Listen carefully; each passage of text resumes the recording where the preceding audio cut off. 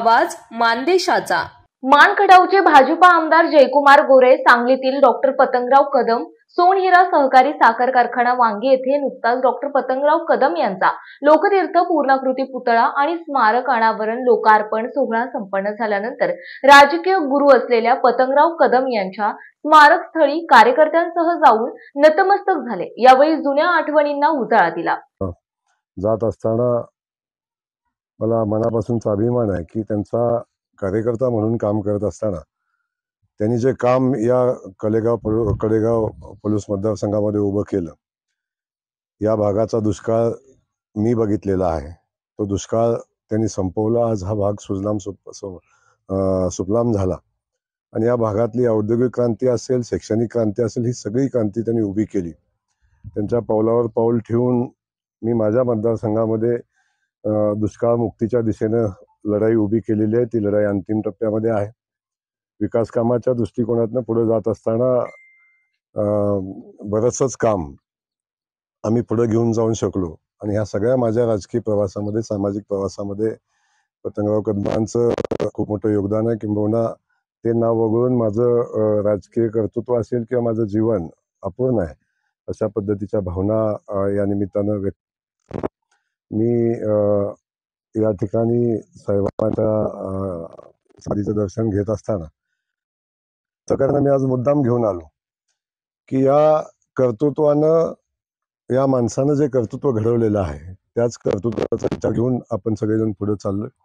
आणि या कर्तृत्वाकडे बघितल्यानंतर एक ऊर्जा मिळते की एका खेडेगावातनं बाहेर पडलेला युवक आज अमेरिकेपर्यंत शिक्षण संस्था उभ्या होतात, दुबई शिक्षण संस्था उभ्या होतात, दिल्लीसारख्या ठिकाणी अनेक नेत्यांना मला साहेब सांगायचे, अरे महाराष्ट्रातल्या कुठल्या नेत्याला बॅग ठेवायला दिल्लीत जागा नाही। त्या ठिकाणी मी एवढा मोठा कॅम्पस उभा केलेला आहे।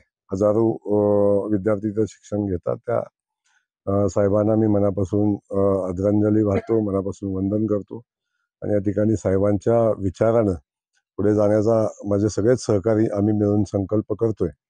आणि आमची राजकीय विचारधारा साहेब होते तोपर्यंत एकत्रच होती, पण साहेबांच्या नंतर आपण बघतोय सगळे की आता मी ज्या नेतृत्वाखाली काम करतो, खास करून आदरणीय देवेंद्रजी फडणवीस साहेबांच्या नेतृत्वाखाली भारतीय जनता पक्षामध्ये मी काम करत असताना दोघांचं आमचं साम्य एक आहे की पतंगराव कदम साहेबांचे आणि देवेंद्र फडणवीस साहेबांचे खूप जवळचे संबंध होते।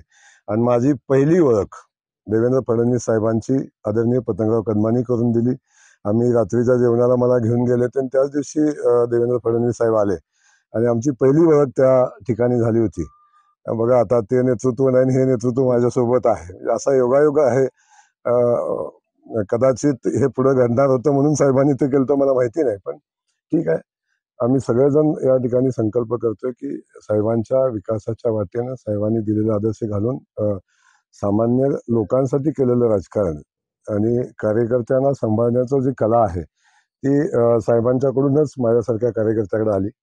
मला याचा अभिमान आहे, गर्व आहे आणि आज या ठिकाणी येताना खरंच धन्यता वाटते। मानसोफर न्यूज संपादक बापूसाहेब मिसाळ, वरकुटे, मलवडी। आपल्या जिल्ह्यातील, तालुक्यातील लेटेस्ट बातम्या पाहण्यासाठी आजच मानसोफर न्यूज चॅनलला YouTube वर सबस्क्राईब करा आणि बेल आयकॉन प्रेस करा।